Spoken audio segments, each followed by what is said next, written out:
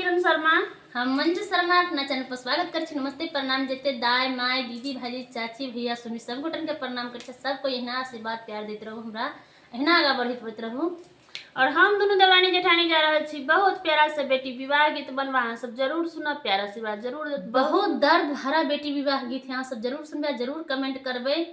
और जिनका लास्ट तक सुनबे गीत के जिनका घर से बेटी विदा भ के चल जाए छे केकरा पजरा सुन भ जाए छे किनकर पापा के कते दर्द होय छे गीत के माध्यम से अहाँ सबके सुनाए बहुत प्यारा सा गीत है जरूर सुनबे जरूर कमेंट करबे आ गीत के लास्ट तक सुनने के कोशिश जरूर करबे सुन का शेयर करा के नहीं भूलब शेयर से कर देते बहुत प्यारा सा गीत यहाँ सब जरूर सुनबे आ जरूर कमेंट करबे जिनका घर से बेटी विदा होय छे उनका त